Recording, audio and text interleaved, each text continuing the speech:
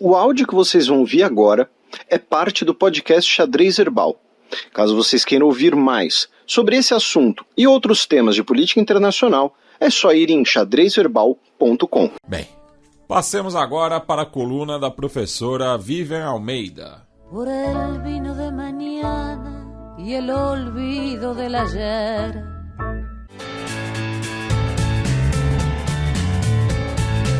Gambito da Dama. Olá pessoal, espero que estejam todos bem.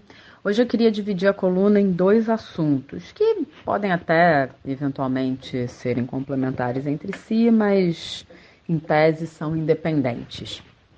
O primeiro deles é sobre a projeção do FMI sobre os países emergentes e como que o Brasil acabou ficando com uma colocação aquém do esperado, ocupando a 12ª posição entre 19 países, com um crescimento de 1,14 na média do período do atual presidente.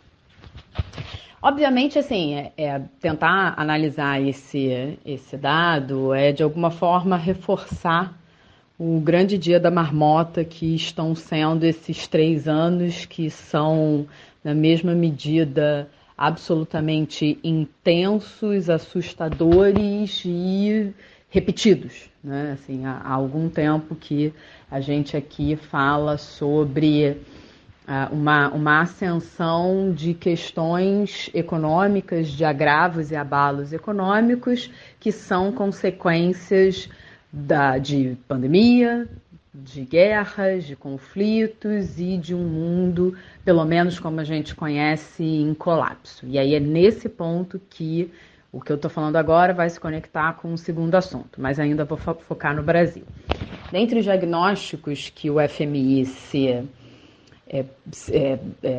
disponibilizou, enfim, não o FMI, perdão, mas alguns analistas e estudiosos identificaram como as consequências, as causas, né, dessa previsão de crescimento abaixo, para além dos cenários externos, né, dos fatos externos que contribuem para uma redução da perspectiva de crescimento, vem a condução das políticas econômicas que, se a candidatura em 2018 do presidente associado ao seu ministro da Economia estavam diretamente ligados a uma agenda de reformas, não se evidenciou nesses últimos 4 anos o segmento dessa agenda e, na verdade, o que a gente pode consolidar, é claro, fazendo aqui todas as considerações para os eventos absolutamente fora do controle dos gestores, como a pandemia e a guerra da Ucrânia,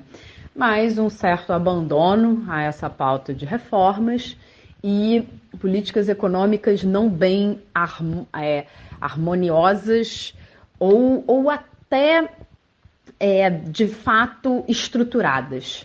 Então, se a gente tem, lá no início do governo, uma regulamentação da independência do Banco Central, que na perspectiva da teoria econômica neoclássica, né, a ortodoxia vigente, né? Ortodoxia vigente é um pleonasmo.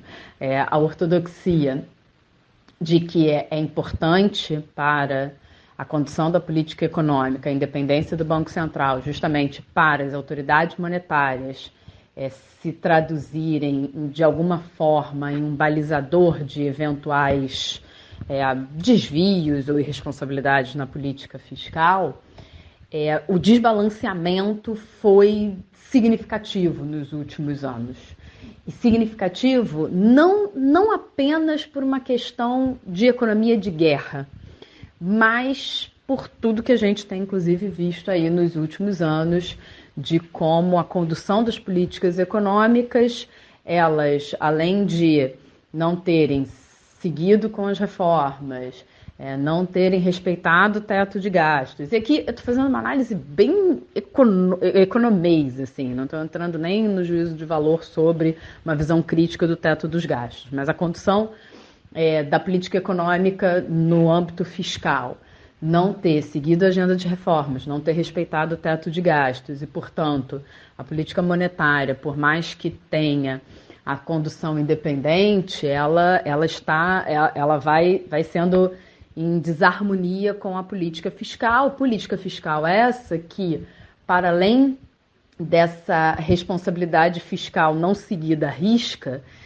também tem uma questão sobre a efetividade, eficiência e a eficácia das políticas públicas. Como eu costumo reiterar algumas vezes, a gente analisa políticas públicas sobre esses 3 prismas, mas para que a gente possa analisar, a gente precisa de um desenho, a gente precisa entender por que aquele gasto que está sendo justificado, enfim, seja por todas as exceções que a gente viu nos últimos anos, esteja ocorrendo, mas saber aonde aquele dinheiro vai, para quem ele vai, por que ele está sendo gasto e avaliar se ele foi bem gasto, se efetivamente as políticas públicas se converteram em um aumento de bem-estar. Porque isso, de alguma forma, é uma sinalização que, por mais que haja um gasto maior, isso tem efeito multiplicador, isso volta para a população e isso estimula o crescimento e o desenvolvimento, que, ao fim e ao cabo, é para o que o governo deveria servir, né? Um grande equalizador ali, homogeneizador e horizontalizador das oportunidades. Então, assim, a previsão do FMI de um crescimento mais baixo, por mais que a gente entenda e considere tudo que aconteceu nos últimos anos, também coloca aí uma lupa dentre os países emergentes, não à toa ficamos na 12ª posição, de que cadê o plano, né? Cadê a explicação sobre o que acontece e qual tem sido a condução de política econômica nesses últimos anos. E, para completar, se isso tudo já não fosse preocupante o suficiente, a gente poderia atribuir só ao momento que vivemos nesses últimos 3 anos, mas que de alguma forma a gente está ali construindo bases sólidas para que os próximos anos sejam mais auspiciosos. Mas saiu uma notícia essa semana, ou semana passada, salvo engano, de que o Brasil caiu no ranking de transparência na OCDE. E isso é gravíssimo, né? No mundo ESG, no mundo compliance, no mundo que os investimentos externos estão condicionados à qualidade das instituições, nós, que já estamos abaixo na previsão de crescimento, que temos uma estabilidade política, a gente ainda ter essa classificação realmente assim, é nos colocar numa posição muito frágil no cenário internacional. E aí, pensando nisso, eu queria assim, fazer uma provocação sobre também como a gente pensa nesse cenário internacional. Porque, veja, eu falei bastante sobre uma análise macroeconômica desse resultado do Brasil e de como a gente pode, se por um lado, entender por que nós tivemos essa redução pelo momento, né, que a gente vive, que a gente tem vivido nos últimos 3 anos em termos de cenário internacional, contexto internacional, que fogem à gestão de qualquer que seja o governante, mas obviamente todos os governantes têm a capacidade de ou mitigar ou potencializar crises, como a nossa história ensina muito bem. Mas, ao mesmo tempo, os nossos diagnósticos eles estão muito associados a uma ideia de mundo e a uma visão de instituições, de cartilha econômica, de condução de política econômica, no mundo, entre o mundo pós-Bretton Woods, 1944, e entre o mundo pós-colapso de Bretton Woods, 1971. E aí essa sinergia vem, assim, a gente tem uma formação que, por um lado, entende a necessidade dessa condução de algumas políticas sociais, de alguma política econômica, né, nessa perspectiva de horizontalizar as oportunidades. A gente sabe que a gente precisa a gente sabe não, a gente é formado pensando que nós precisamos de instâncias e instituições que regulam e fazem a intermediação entre os países para que a gente, né, tenha uma condução pacífica do sistema de trocas, né? Trocas não só de bens, serviços, mercadorias, mas de pessoas também. E aí, por isso, trago de 1944, né? A criação da ONU, enfim, né? Após Bretton Woods e o próprio FMI. E a partir da década de 1970 e, né, de modo mais intenso na década de 1980, uma perspectiva mais liberalizante aí no bojo Thatcher e Reagan de como a própria liberdade, a própria busca pela livre circulação, principalmente financeira, seria uma condição não só necessária, suficiente e até indutora da paz. Já falei isso em alguma coluna, mas eu gostaria de repetir essa análise, porque isso é uma coisa que tem assim, ocupado muito a minha forma de ver o mundo recentemente.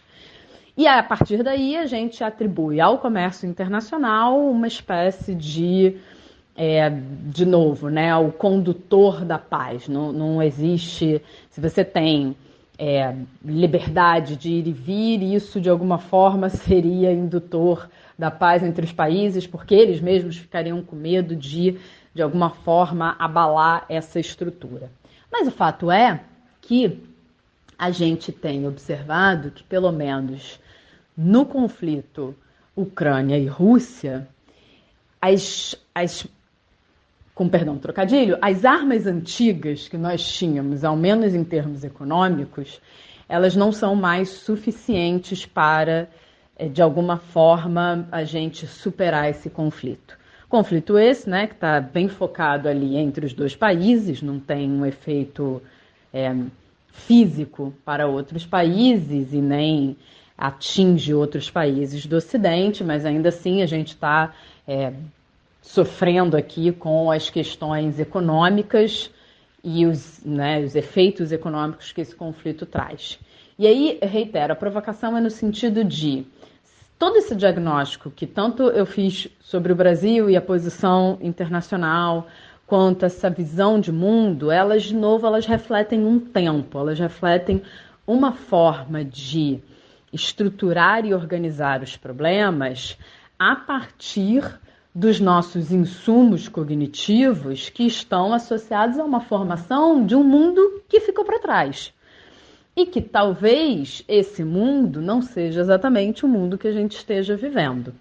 Então, assim, essa segunda parte, eu fiquei pensando, já tinha lido outras coisas, como já tinha trazido aqui para vocês, mas saiu uma coluna do Stiglitz, um dos ganhadores do Prêmio Nobel na Economia, em que o título é mais ou menos a economia...